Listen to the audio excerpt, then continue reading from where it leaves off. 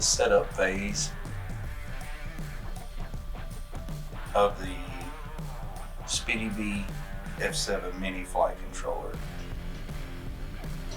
Go ahead and get it connected up to Betaflight.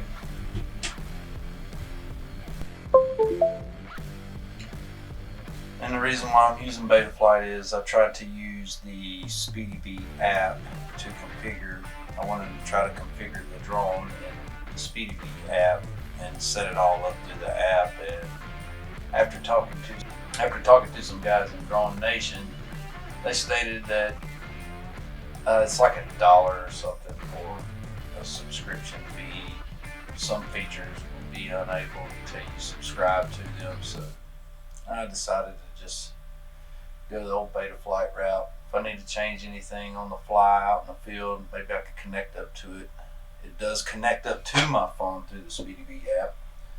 So maybe I'd be able to connect up to it and change PIDs or rates or something of that nature, but I'd be able to do that through the Lua scripts too as well. So I don't know how much of a plus it is having Bluetooth on it. But if you remember from prior videos, I've put my serial RX on UART1. I have UART6 enabled for MSP. And in the configuration, gyro update frequency is 8 kilohertz. PID loop frequency is 4. I haven't changed none of that. All that stuff is from the default settings for this flight controller in Betaflight after I flashed it. I did personalize it, named the drone America 5-inch. And other than that, all this stuff is pretty much straightforward. I didn't change anything in here. And the biggest thing is when you go into your receiver tab. Right now I'm not showing any stick movements, and it's because I don't have the drone powered on. So I'm going to go ahead and power this drone on.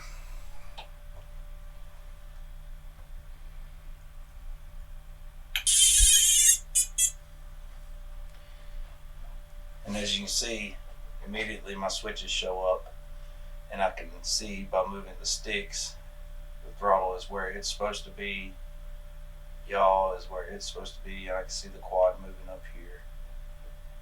Pitch forward, it's pitching forward, pitching back, and it's rolling right, rolling left. So the drone reacts up here in the preview to what I'm doing in the sticks.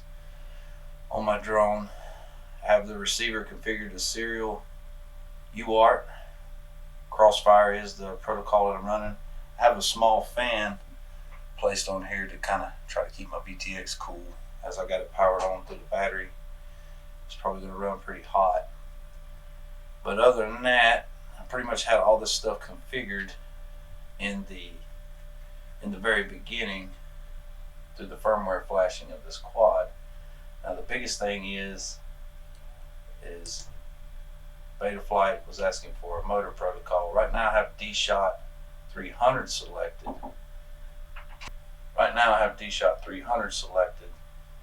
And it could probably do 3. I've heard people say they had some troubles with bidirectional D-Shot. Running D-Shot 600. D-Shot 300 works for me. I may try to, as a matter of fact, I may just bump it up now, try it out, just for the sake of the video, and see what's happening.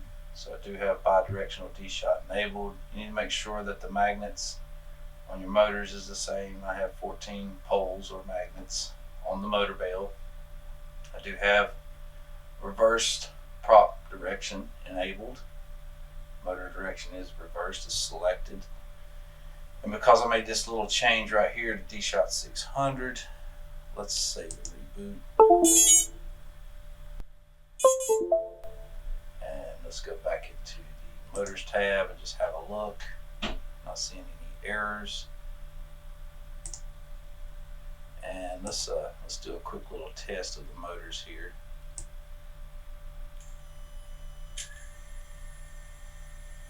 So everything seems to be acting right on the quad. They came on. And usually what you want to do, this is the front of the quad, and just like right here, you see this would be, see, I'm looking at this backwards. So you got 1, 2, 3, and motor 4. So motor 2 should be going this way, which is clockwise. This one should be turning away, which is counterclockwise. Same for motor 3, it's clockwise. And motor 1 is counterclockwise. So all my motors are spinning in the correct direction. If yours aren't, Betaflight has a nice little feature in here where you can change your motor directions or reorder your motors and all that. It's really easy to use. And that's pretty much it as far as this goes. Now, when you're in your receiver tab and you're trying to get some switches programmed, because you need to make sure that you have switches that are working. As you can see, auxiliary 1, I have a switch programmed in my radio. That's my arm switch. It's working. And I have this one enabled for turtle mode, but those are the only switches that I have enabled.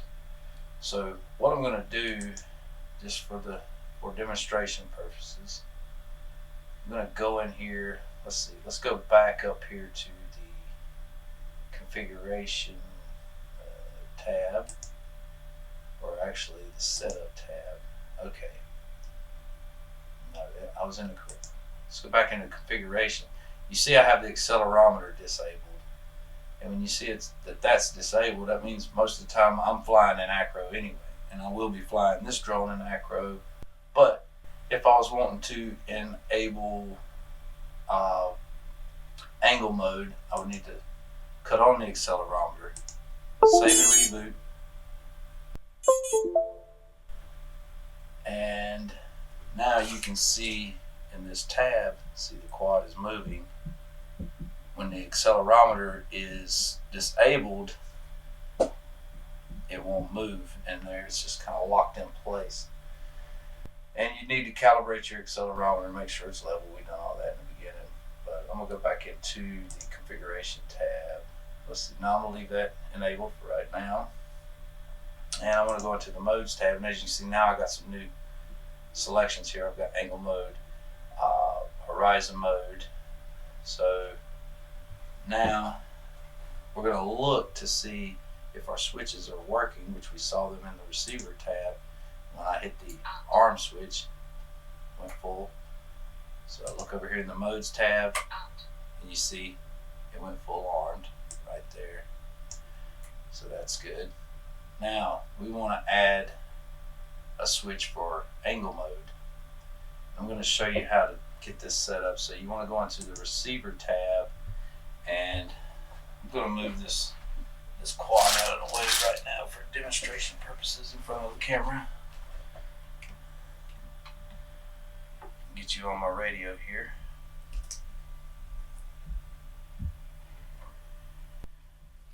Let's go ahead and disable this real quick.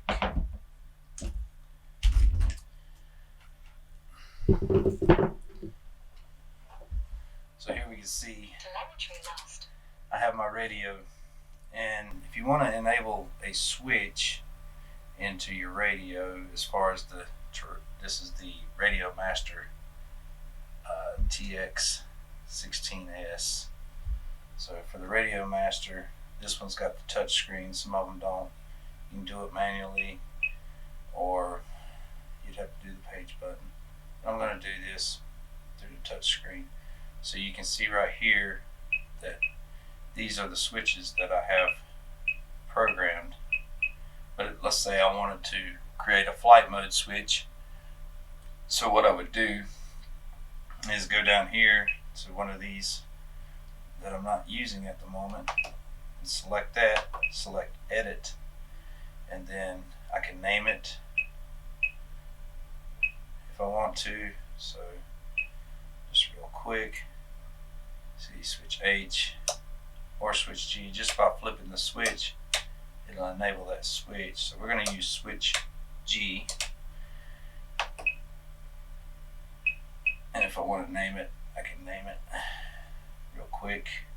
We'll just say FM for flight mode and enter. So switch G is flight mode. And then you want to go down here to source, select that, and make switch G the source. Oops. And just like that, it's selected and it's enabled.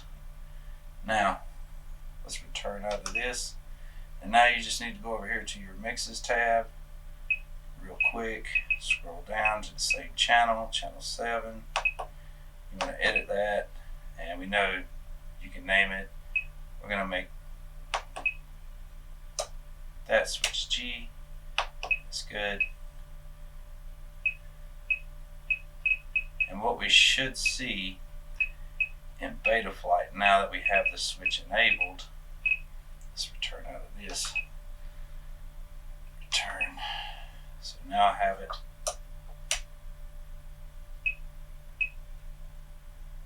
Right here. We go down here to switch G. See, it's on. When I flip the switch, it turns off. Okay. So see that I have it working. I'm going to plug the quad back in.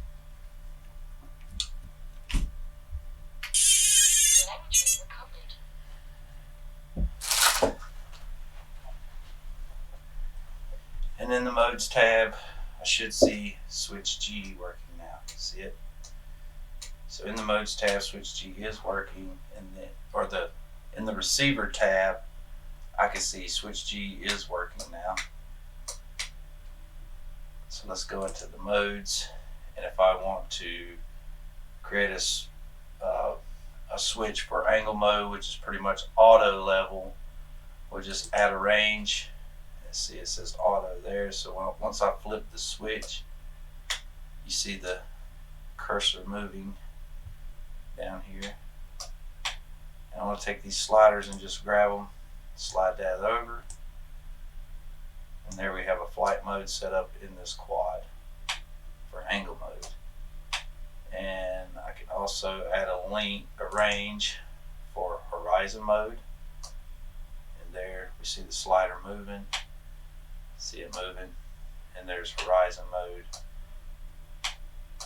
And then we have angle mode, so we have angle, horizon, which gives you a little bit more control over the quad, and then acro right here is full on manual mode.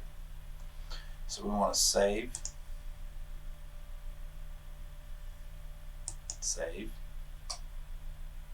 and see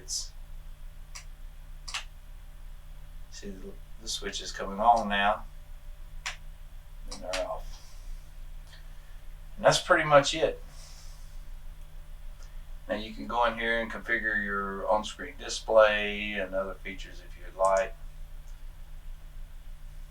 I believe this thing's going to work with D-Shot 600. Let's see why it wouldn't.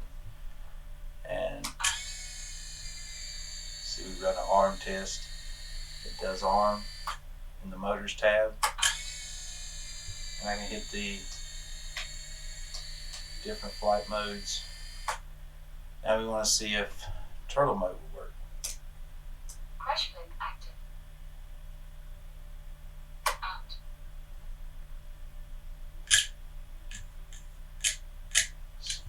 So turtle mode does work.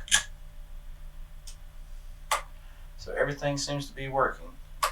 And now if you just wanted to test your failsafe on the bench, arm it, power it off, and shut down your transmitter.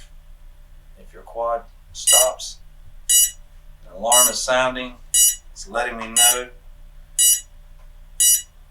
where the drone is if I lose link.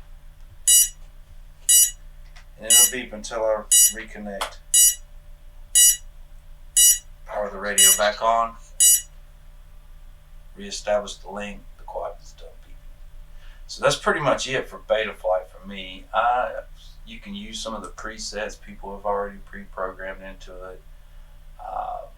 But But that's about all I do for setup, and the quads fly great.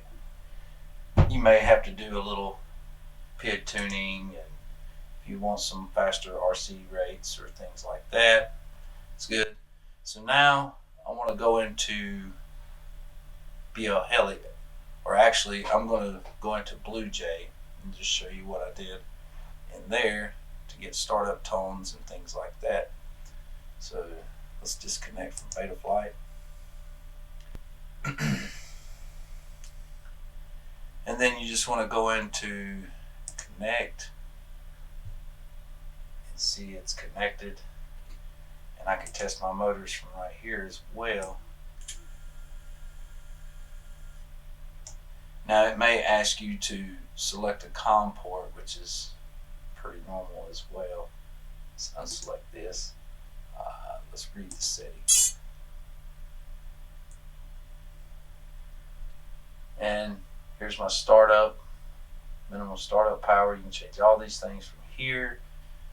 And you see right here's the firmware that the ESCs are running, JH40. And if I wanted to flash the firmware, I can.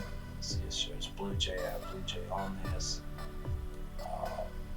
So we can go in here and just say flash all ESCs. We can select the version.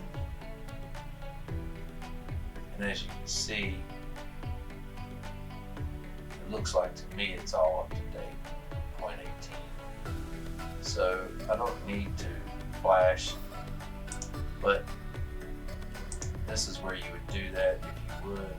Just flash firmware local. Never flash all your speed controllers. Now if you was wanting to change the startup tones, you select the melody from right here, the melody editor, and let's say I wanted to do this one. I can play it and listen to it.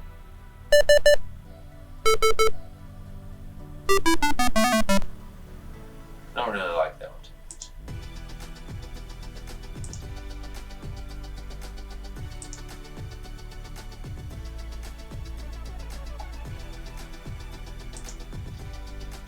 Let's play.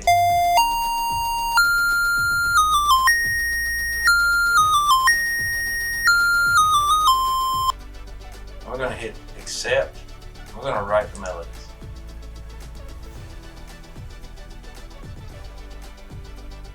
The melodies should be written to it, so let's disconnect.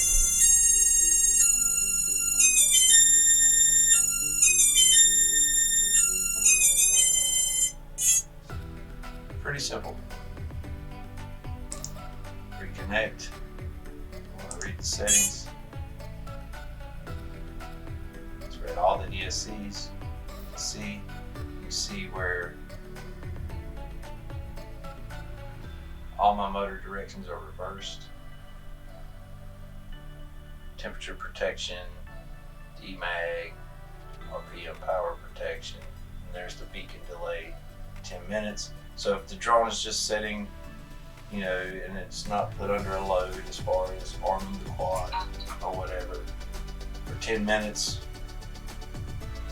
it'll start sounding the alarm, just in case, immediately if it loses signal, it's going to sound a beep. So I don't even put beepers on my quads because I use the ESCs. But yeah, that's pretty much it. I hope this helps somebody. And let me know if you need anything else. This is your poor boy. Have a good Christmas.